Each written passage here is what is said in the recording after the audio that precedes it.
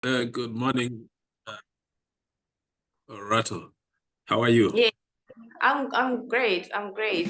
Oh, it slipped my mind that I have to tell you, introduce myself. I'm Honorata Ramkua and I am from Botswana, and it's good to meet you. Yeah, nice to meet you too. Yes. So can you please share with us your story to inspire Africa's youth? What was your journey that led you to be part of the AfCFTA Secretariat? That's a very complex question. Of course, I will let you know briefly that I'm an economist. Um, I did my undergraduate study in Rwanda at the University of Rwanda. And after completing my university, I aspired to be self-employed. I did some consulting work for about 2 years before I found my interest in international trade. So when I found my interest in international trade, I joined the Ministry of Trade and Industry, where I stayed for about 2 years in Rwanda. And later on, I was introduced to regional integration aspect of international trade when I was part of the team of the government of Rwanda that was negotiating Rwanda's accession to the East African community.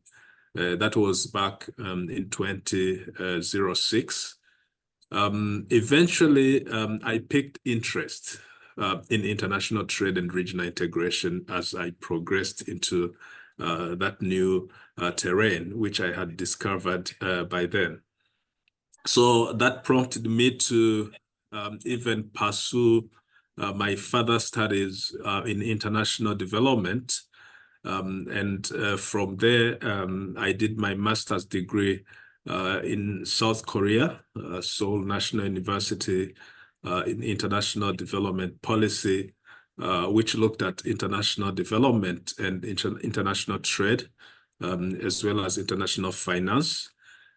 And I can say that having that combination of experience in international trade, regional integration, and also doing my further studies in international development had clarified my mind that my future would lie in international trade where I find myself today. So I did a lot of work on ESC integration, East African Community, because I was the chief negotiator of Rwanda by then in the East African Common Market Protocol.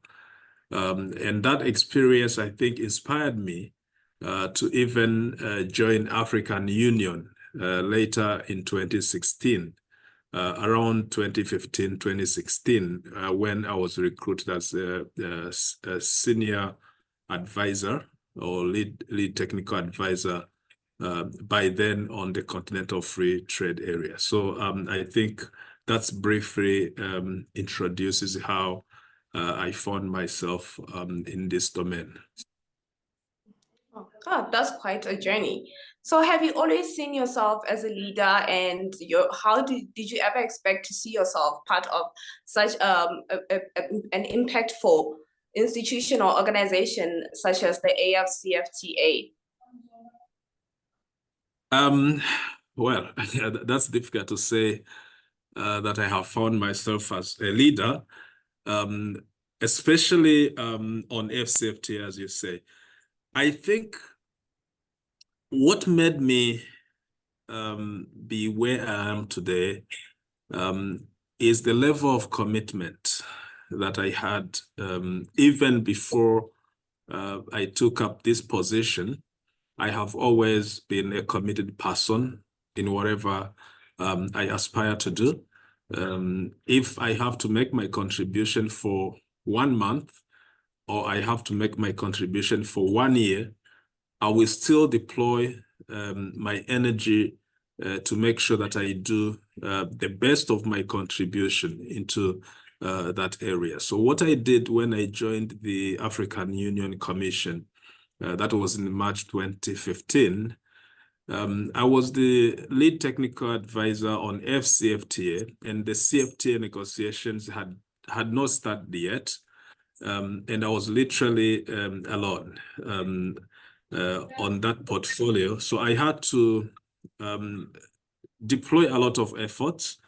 I had to be convinced of what I was doing, and I had to spare no effort to make sure that I deliver to the expectation of my employer. So by doing that, I think I discovered progressively the magnitude of this AfCFTA. At the time, people did not understand well what AfCFTA was going to look like. But for me, having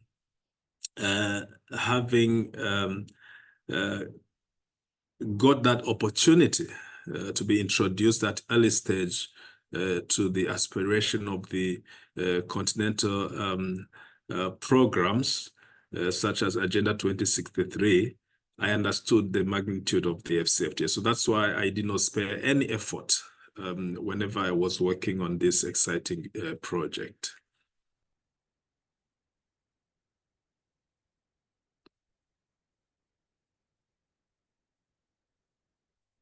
I can't hear you. You are mute. Sorry. Oh, pardon me. Have you always seen yourself spearheading this such a big institution? You said the AfCFTA is much bigger than maybe what people could understand. When you look at the foreseen impact of the AfCFTA, it's beyond institutions, it's beyond individuals, it's just about people. It's about people, especially people of Africa. And in my engagement, during the course of my engagement with AfCFTA, I never saw AfCFTA just being a portfolio. I saw the AfCFTA as being a developmental agenda which touches on the lives of each and everyone in Africa. And the leadership in this process does not matter. I think what matters more is the contribution you make, and the contribution you make from where you are, whether you are contributing from your own country, whether you are contributing from this kind of institution like AfCFTA Secretariat, or whether you are contributing from African Union Commission. I have noticed that there have been a lot of contribution from wherever people have been. Let me just give you one example. I think what has inspired me more, when heads of state started talking about AfCFTA globally, from the launch of the negotiations in 2015 in Johannesburg, I could see heads of state always advocating for AfCFTA success, either via their tweets or via their interviews with international media. Then I understood that AfCFTA is going to be much bigger than what people might think. So that's why I'm telling you, for me, I never saw myself on top of any program. I saw myself as part of people who are contributing to this bigger agenda for the continent. Mm-hmm. Since you've mentioned that for you, it has not always been about just leadership, it's about the impact, but we can say that is the basis of a good leader, someone who sees beyond the role. So what have you deprived from this role as a leader? How can you say a good leader is? What can you tell the youth of Africa saying, okay, as someone who has been at the forefront and engaging in such a manner, this is what I am giving to you and handing over to you as the youth? My understanding of leadership might be a bit different. People tend to confuse leadership with anything like position or the type of job that you occupy in an institution. Being at the helm of an institution or on top of the organogram of any structure doesn't mean leadership at all. I also have the feeling that leading people, just because you supervise them, does not mean leadership at all. What means leadership? I think it's something that should come from inside, where you feel a sense of motivation that's not pushed by anyone, where you feel like you have that energy, intrinsic energy coming from within you to do something. So leadership in this case is being fully committed, believing in what you do, understanding what you do, and doing it the way you are supposed to do it, and also inspiring people in the way things should be done. So that's what has always kept me moving, not even thinking about alternative when it comes to the continental agenda. Someone could be a leader, let's say, in agriculture, because you have dedicated your time, resources, and energy to talk about agriculture and make your contribution to the agricultural development. So that's what I see as leadership.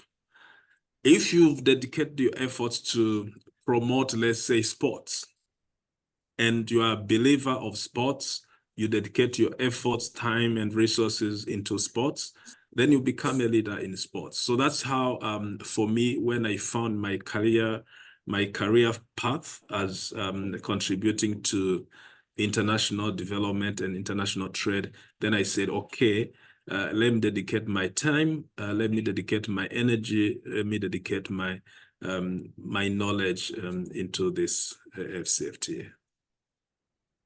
Okay, so you talked about motivation being more than just the position, right?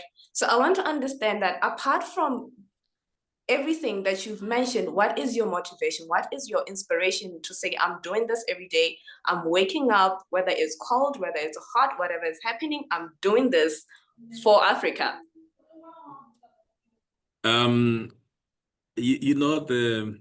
There are three things that I can mention when it comes to my motivation. I don't know about everyone else, but for me, my motivation starts with my vision. My motivation starts with what I want to achieve, what I want to see in the future.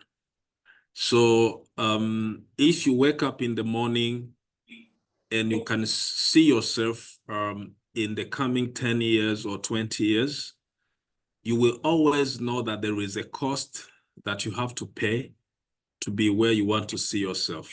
So that itself is a motivation. So what will keep me moving, what will keep me waking up every morning is what I want to see or what I want to achieve in the future. So that's what I can call a vision. That's my motivation number one. My motivation number two will be my philosophy, the things you believe in. If you are doing the thing that you don't believe in, if you are doing the work that you don't like, then you will not be motivated to do it. So you also have to be guided by your philosophy, by the way you think, and by what you believe in. Then the third motivation will be the people I'm serving.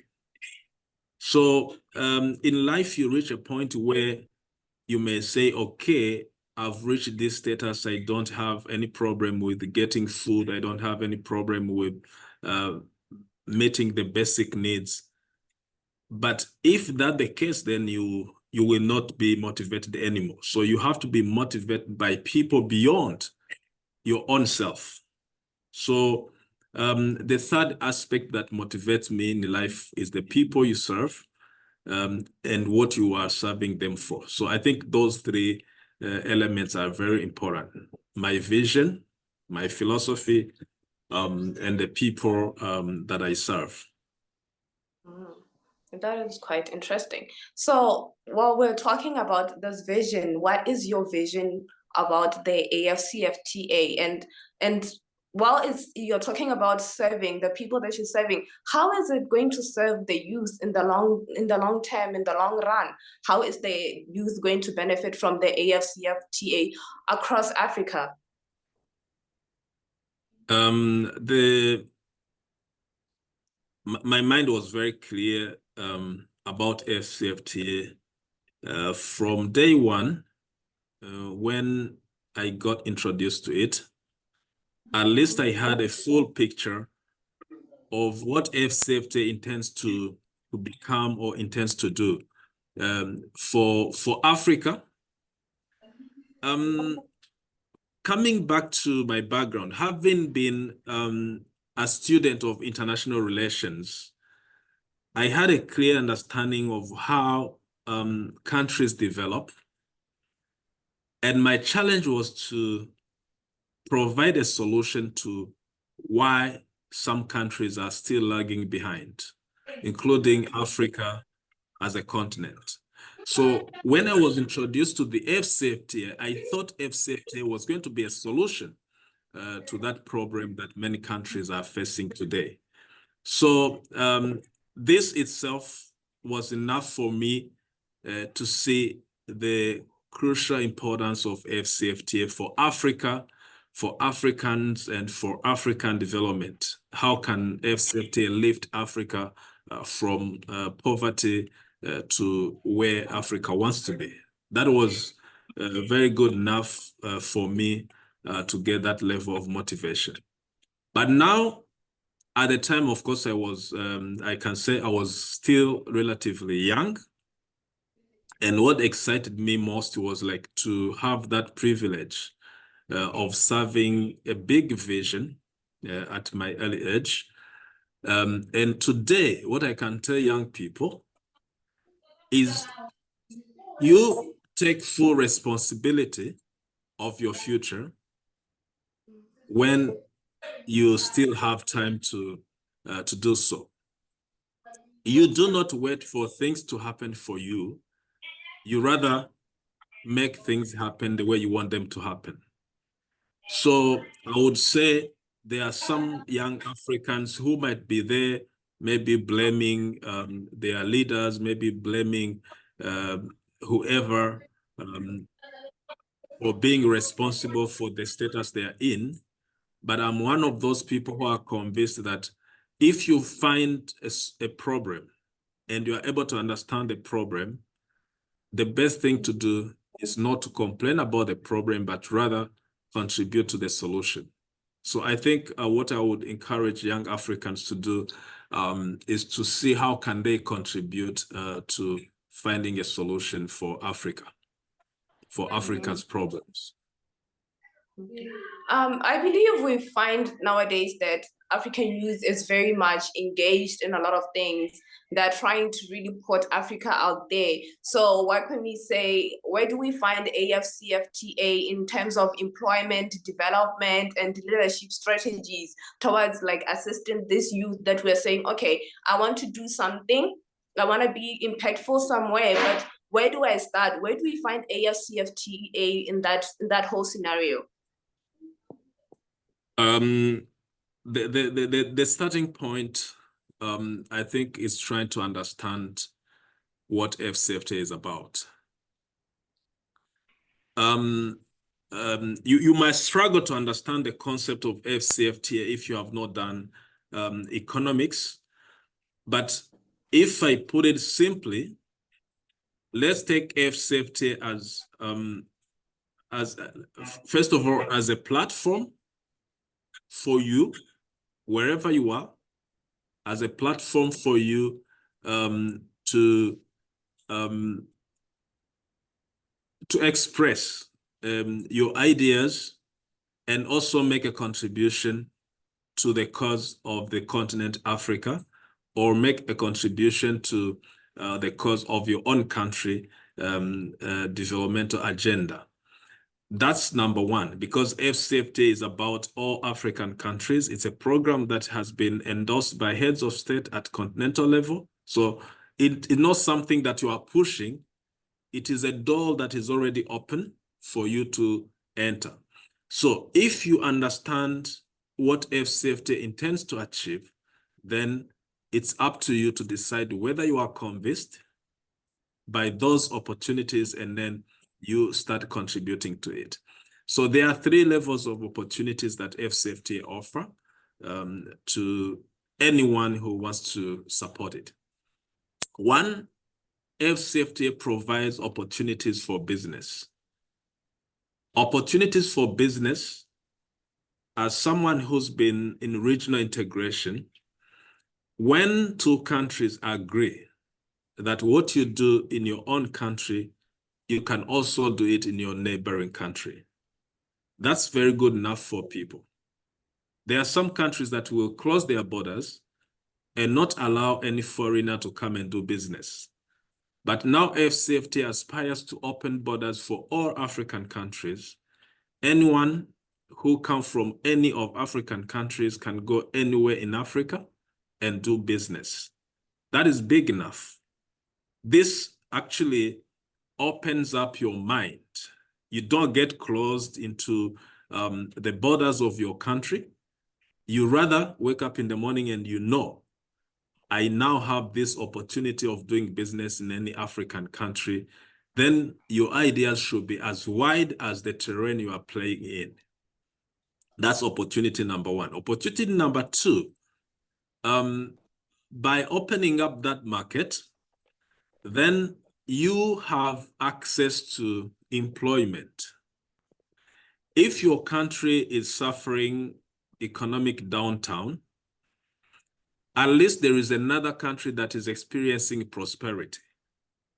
So you cannot sit there and complain that my country doesn't offer a job to me.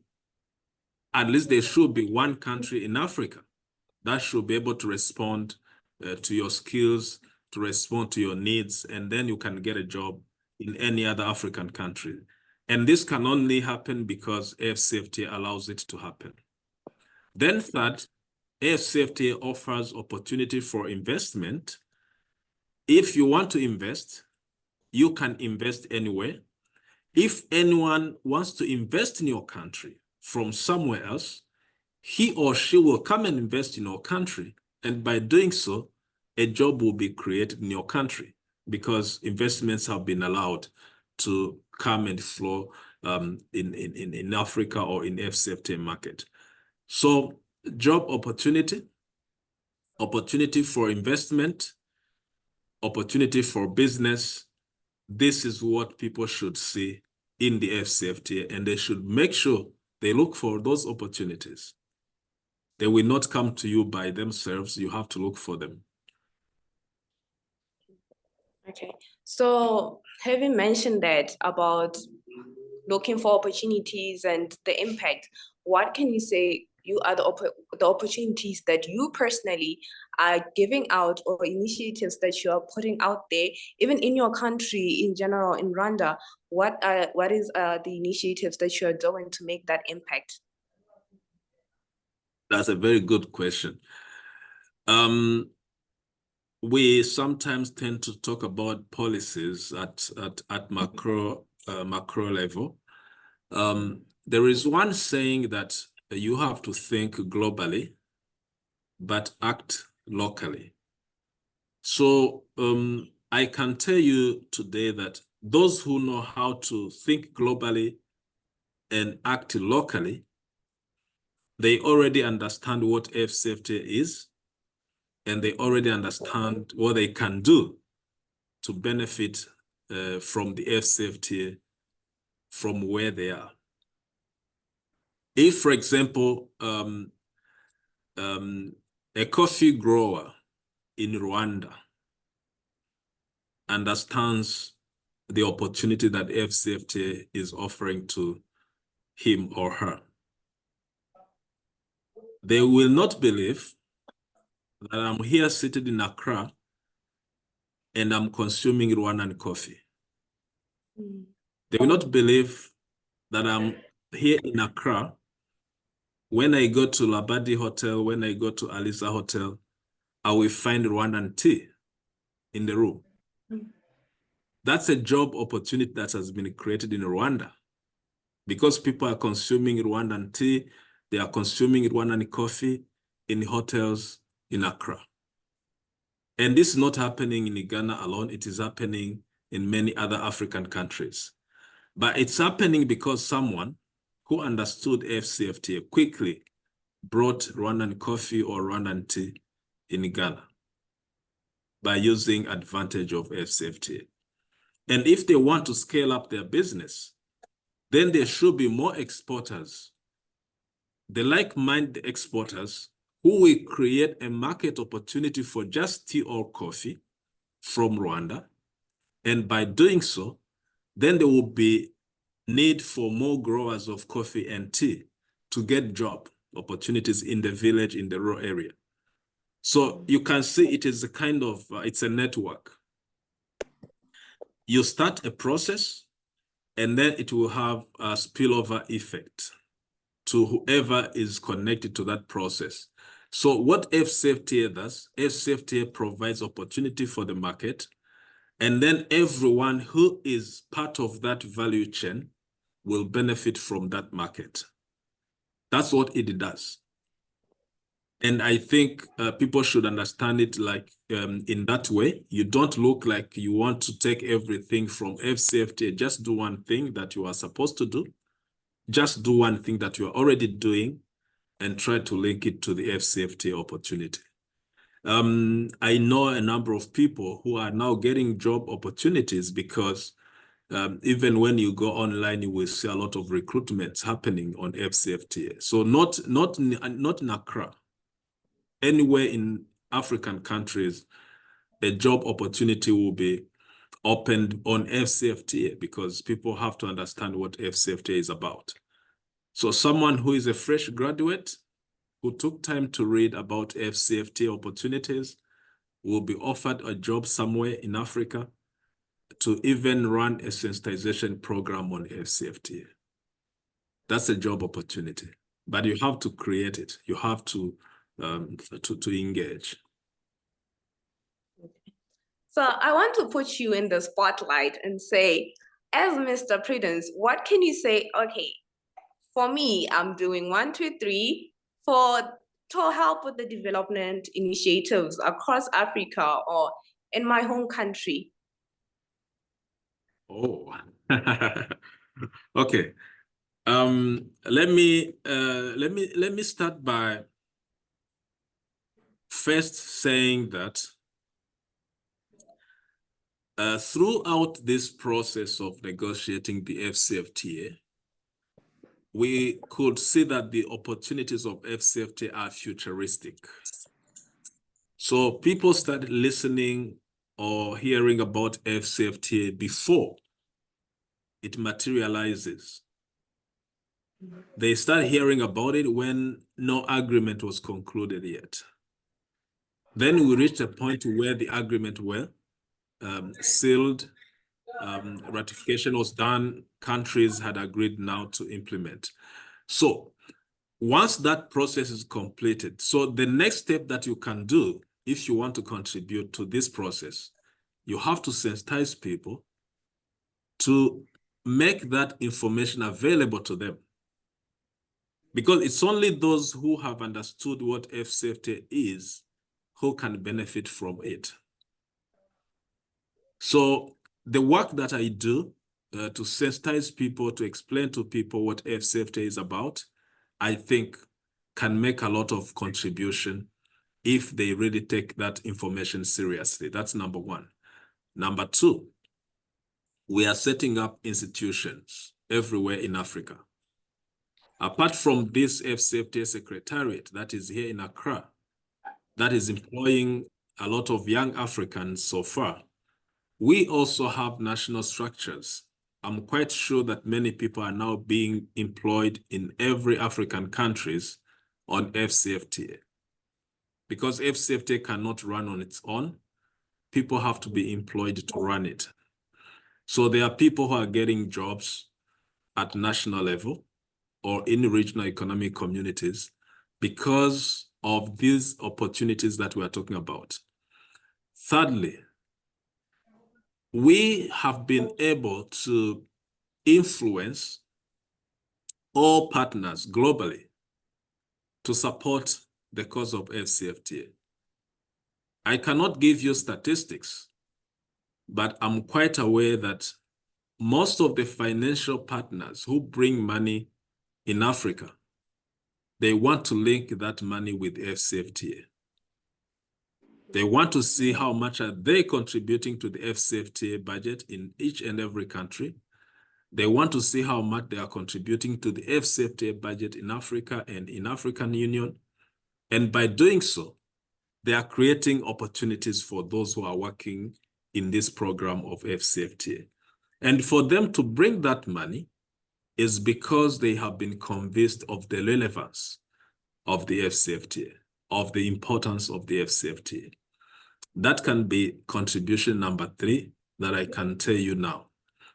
Contribution number 4, there are people who are doing business because we are guiding them. You have to get down to the business people, explain to them how the rules of AfCFTA market work, what are the requirements for you to export from one country to the other. And once you have explained to them how it works, then they will start doing it. If they don't have that information, they don't do it. But because you have opened up their mind, then you've allowed them to enter that market. And by them entering the market, they create jobs behind themselves. I used to tell people,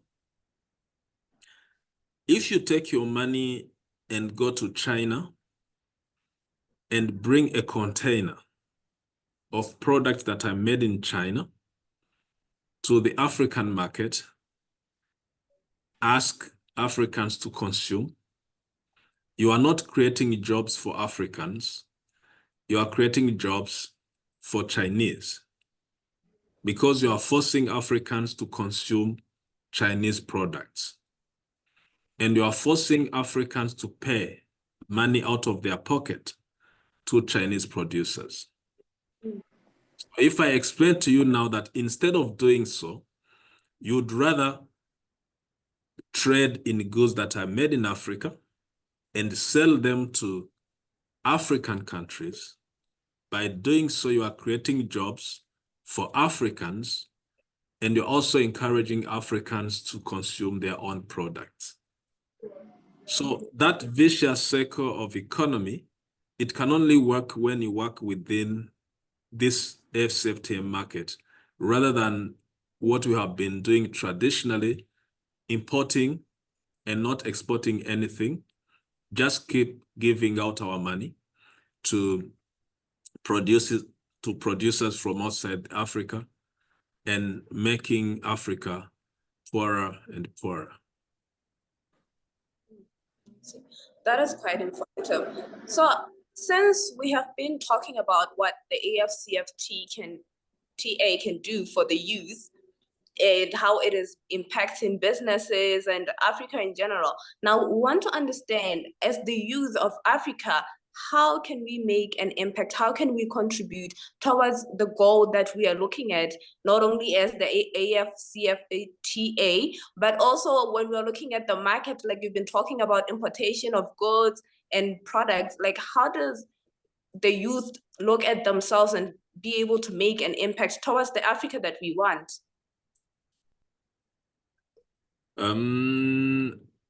It's all start with how they will understand the dynamics of the global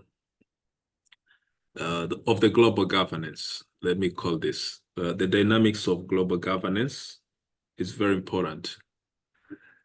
The reason why we are all born in the same way, but at some point people are poor, others are rich. I'm here comparing countries. I'm here comparing Africa with other continents in the world, is because of how the rules of the game are applied and how do the rules of the game apply to some people and to others. Africa has been a victim of global policies in so many ways because we did not give value to our own policies. We embraced everyone else's policies, but we did not give value to our own policies. And AfCFTA is our own policy. Today, everyone in Africa can aspire to have dollars or can aspire to have euro. But if you create African currency and you call it, this is African currency, the first people who will not support it will be Africans. But those who created dollar and convinced the rest of the world that you have to use dollar, they were not from Africa. They were from outside Africa. And now we are the victims of our permanent dependency on the foreign currencies. That's why our economies are not growing at the same pace as others are growing. So Africa should come up with its own policies that are fit for their own people. That's the point number one that I should tell our young Africans. Can you embrace your own policies and see what you get out of those policies? Because the absence of your own policies, then you are using someone else's policies, which do not benefit you at all.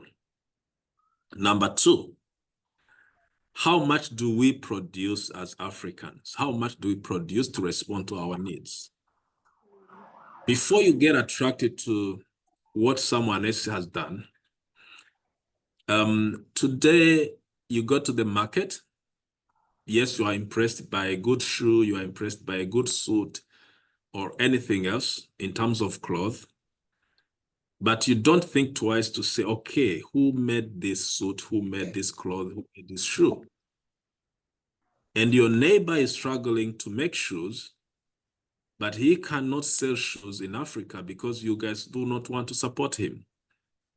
So the message number two will be, can we now as Africans start giving value to our own products so that we can boost our own economies? Because if we don't buy our products, how can we convince others that they can buy our products?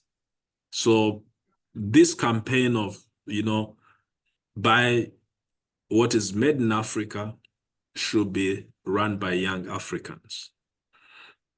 Then number three is about now, what do we consume today and how do we contribute to our own economies is also very important. So what we produce and what we consume is very important for us to understand. You understand the policy, then you understand the production cycle and the consumption cycle, our consumption habit and cultures in Africa. All these are very important for us to understand.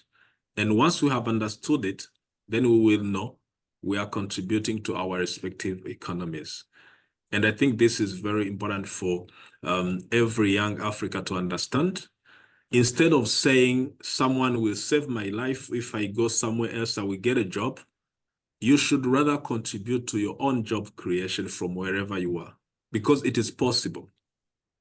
If you don't do it now, you realize it when it is late, that you should have done something better than you are doing now. So I think that's the message I want to convey to our young Africans.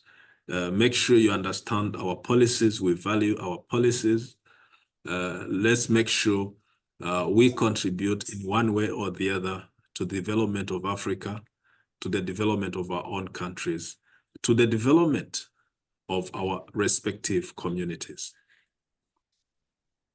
Okay, so what can you tell us? How did you hear about YALDA, and how can you say it has helped contribute to the vision that you have with as the AfCFTA Secretariat? Let me appreciate YALDA. I think YALDA, I've heard about YALDA. I think in 2019, when AfCFTA was being negotiated, we did not have any direct link with the young Africans because it was all about trade policy, and young Africans could not see themselves in the picture. But YALDA is one of those youth organizations that I have heard about that were running the campaign in Africa about AfCFTA. I learned about it in 2019. I have heard about what is called African Youth Commission Union, something like that, which was also a network of young Africans who were engaging with African Union on policies. And then I saw YALDA, which was a Youth Alliance for Leadership and Development in Africa, trying to run campaigns to sensitize African youth on AfCFTA. And I got encouraged with that. And later, through that constant engagement, I think YALDA has been able to create awareness in different parts of Africa on the AfCFTA, which I think is something you should be commended for.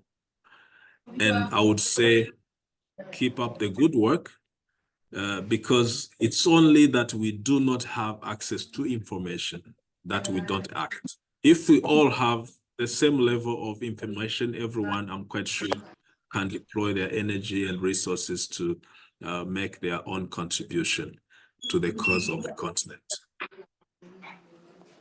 Okay, so I want to thank you very much for this opportunity to be able to get to know about the impact that you have made, as well as what we should be expecting from AfCFTA. And also, we hope that Africa youth also have learned a lot, and we are still going to see them in the limelight, in the front lines, when we're trying to push what we are trying to push concerning trade and improving the employment and financial structure of Africa. So I want to thank you, and I want to say that yeah, we can wrap up by giving us your final words of inspiration, and then we're hoping that as well AfCFTA as well as YALDA can keep pushing for a better Africa that we know that we have the potential of reaching. So for your last words. Thank you very much. My last word, which I can now tell our colleagues in Africa,